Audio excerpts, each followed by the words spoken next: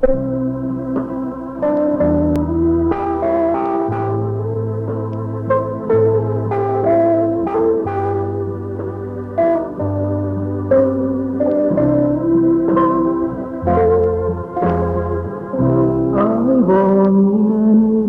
้อหอกน้อ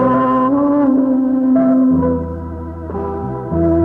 หายบ่มีทองจะให้พวนใจหายบ่มีคำจะให้น้องใส่จึงปล่อยหักห่างหายย้อนนายบ่มีบ่มีเงินจะซื้อหักษาเพราะเมาเมากับความหวังดีบ่มีรถจะให้น้องขี่บ่ได้เป็นเศรษฐีมั่งมีเงินค่า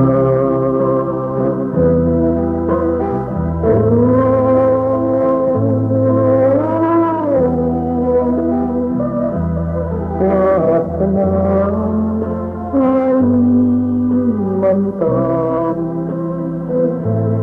เกิดเป็นคนก็จนเหลือลาหาสิ่งรักเราซ้ำเติมทุกเวลามีแต่ใจจะมอบให้น้องหายเศร้าหายตองรักน้องเรื่อยมามีฮักเดียวเป็นอมตะน้องจงคิดเมตตาเห็นใจ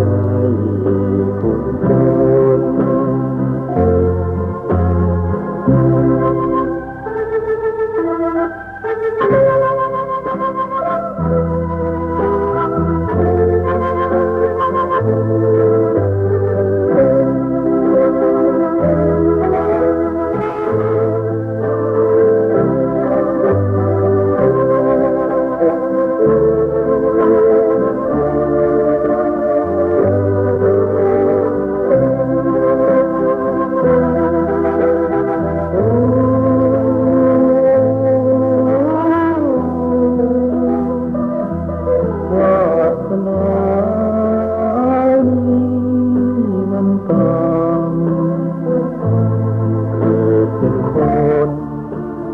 ช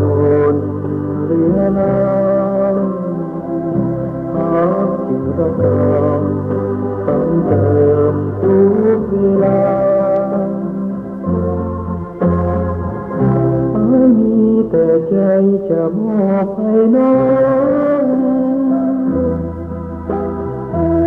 หายเศร้าหายตองรักน้องเรื่อยมา